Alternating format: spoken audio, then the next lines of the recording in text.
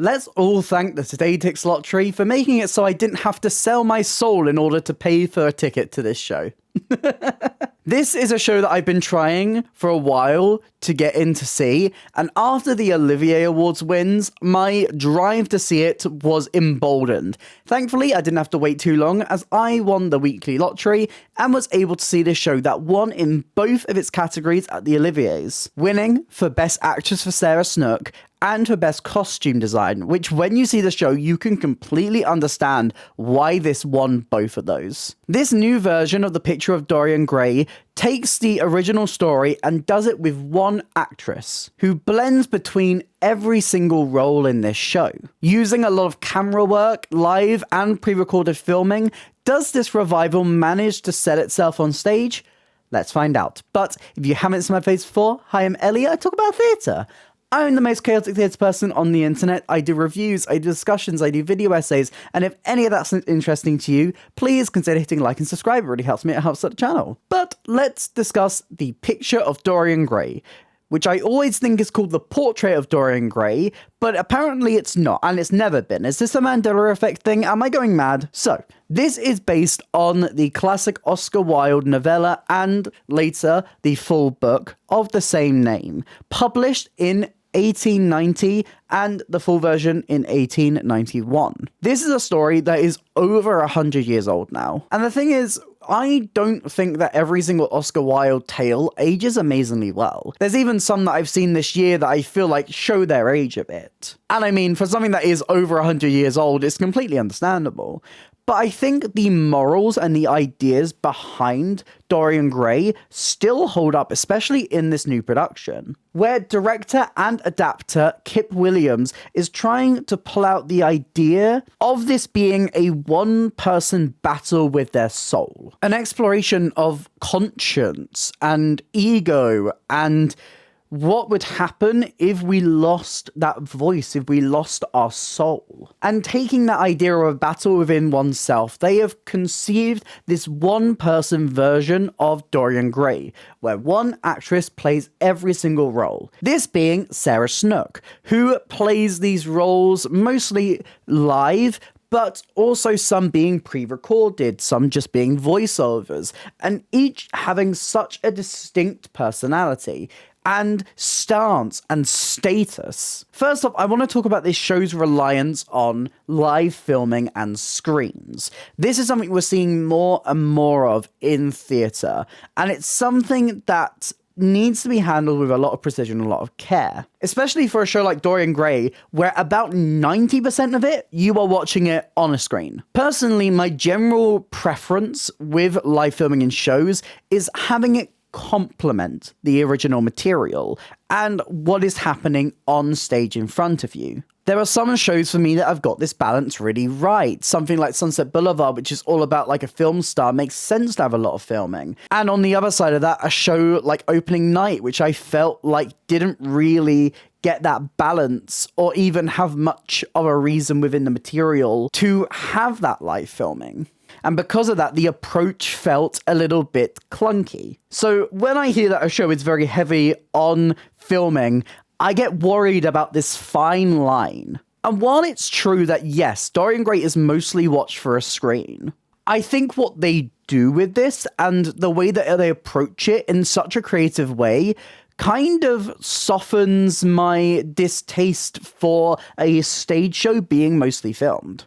There's so much here that you just could not achieve live on stage without having it filmed, and really complements the material and allows them to push the boundaries of what they can do, especially in a show that is focused on just one actress.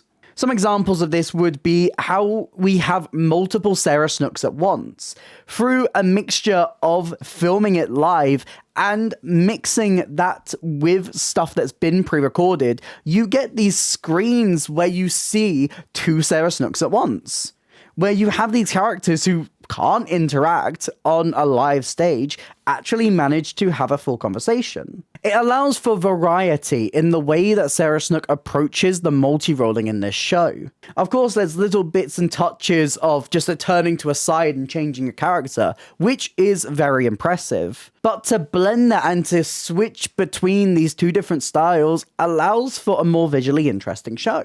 There's a lot of modern technology that's used here, like filters. A lot of the filters that you may find on TikTok or Snapchat or Instagram that are used to comment or even show an idea from the original tale in a modern way. A great example of this is a scene where Sarah Snook is putting more and more filters on her face, making herself look really stereotypically pretty, and it becomes more and more unnatural, and so much so that when she turns the filter off, she can play the actual portrait of Dorian Gray. A great way to comment on modern society and like the perfection and the filters and the fakeness of that, while also linking it back into the material, as well as being quite a funny moment. There's also the way that they stage a lot of this that makes it really interesting to watch on a screen, because they don't hide away any of the stuff that they're filming. A lot of the action happens downstage, but a fair chunk of it happens upstage as well, behind the screen.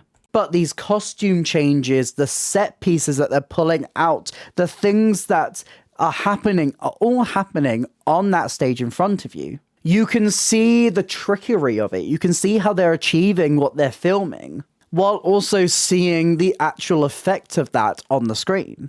And the visuals that come from this, for instance, a cigarette being held underneath a camera to show some rising smoke on the screen. Something that visually looks really good, but also signifies a character being behind the camera. And it also allows them to bring you into different areas of the stage which you wouldn't ever be able to see. Like a sequence that happens completely underneath the stage.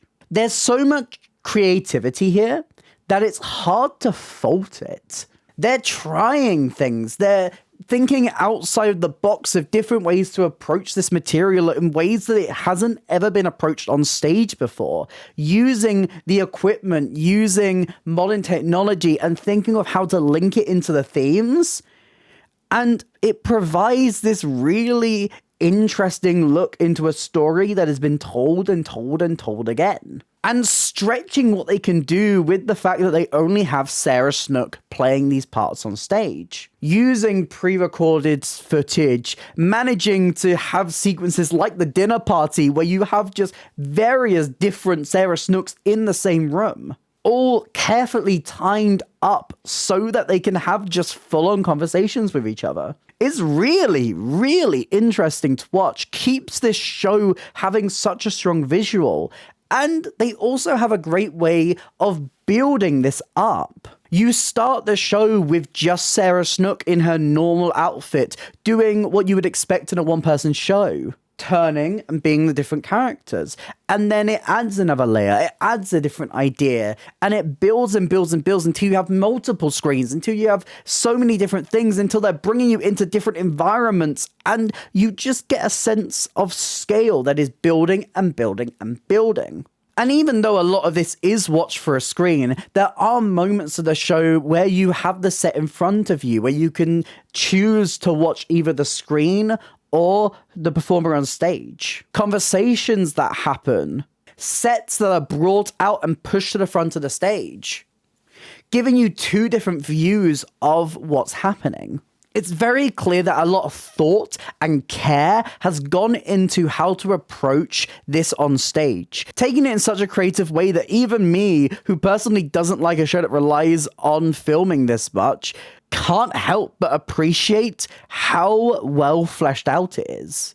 This direction and this approach just really complementing this story and being able to push the boundaries of what you can do. I want to give a moment to just commend this tech team. Sarah Snook is not the only person on that stage.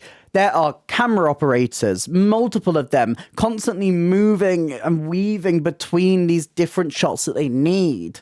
You have dressers who will change the outfit of Sarah Snook while she's giving a monologue to keep the show's pace going and to bring her into different characters. which I have to say is so impressive when you're watching her change from one character to another while she's simply just having a wig and a jacket and different elements of a costume pulled off and put on. This is not an easy production for this tech team. There is so much they have to do. There's so much they've got to remember. There's so much switching and movement, and so many people are all hands on deck to make sure this show runs without a hitch. And they achieve it. They do it every single night. The slickness of this show is entirely on their shoulders, and they deserve a massive round of applause for that. I think it's a very interesting approach to a new version of Dorian Gray, maintaining the original story and just using so many different ideas to tell it.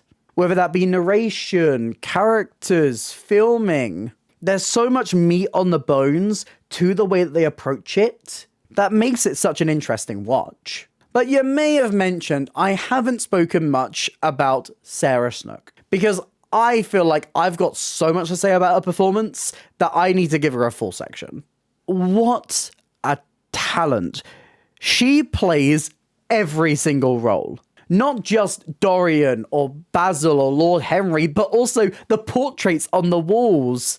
The side characters, every single person you see in this show is Sarah Snook, which is also used for some really funny background comedy that is very much appreciated. When all the portraits come down, you notice that they're all Sarah Snook. It's so funny.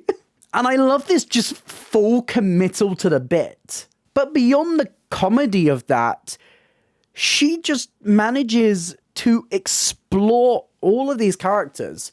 To explore just Dorian Gray with this depth itself would be impressive. But the fact that she also does it for Basil, for Lord Henry, for the side characters here, for James Vane, Sybil Vane, giving them all a unique voice, presence, stance, character is just mind-blowing.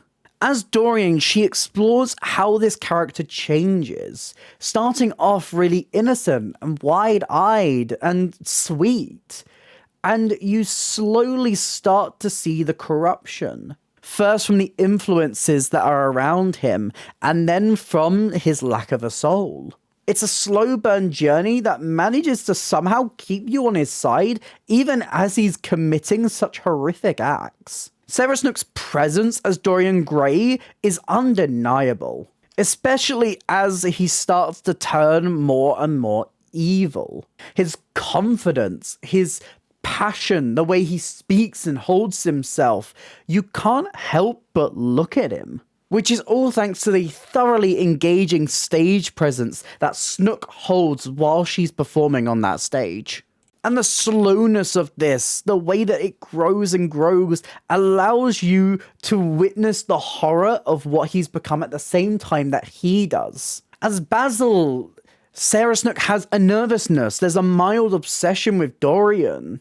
And we see this character at 2 points in the show, and you can tell through the portrayal how she instantly ages him when we see him a little bit older. The realization of what's happened to his painting is so tragic, and Sarah Snook delivers that with such weight. There's Lord Henry, who has such a pompous, mightier-than-thou nature, which Sarah Snook captures through every single piece of line delivery. And it's so interesting to see the chemistry that she manages to have with herself, as we see the influence of him affect Dorian Gray. And even within that, we have so many side characters who are given such strong personalities, some being more general and stereotypical than others, but still managing to leave an some being more stereotypical than others, but still managing to leave an impression. From Sybil Vane, who is just hilarious in her over-the-topness. James Vane and his rugged nature. Overwhelmed with grief and anger and frustration, and portrayed in 2 different versions.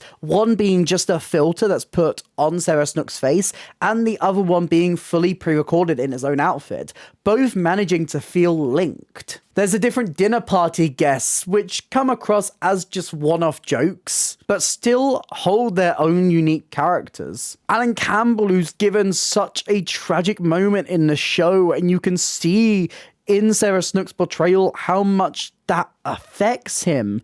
And other side characters like the butler or Mrs. Leaf. The fact that you can just go through and list all of these characters, even if you haven't seen a version of Dorian Gray before, they all stand out so perfectly as their own characters that it proves how well Sarah Snook does at giving each of them their own weight and personality, using the mixture of costumes changing live on stage, pre-recorded sequences, and live switching to show how goddamn talented she is. The fact of the matter is, even with all of the ways that they do this, they could quite frankly just have Sarah sat on a stage, Fleabag style, doing this one person, as you would typically expect from a one-person show, and I would still just be as engaged and enraptured with the way that she tells this story. Every character feels unique. All of them have really interesting,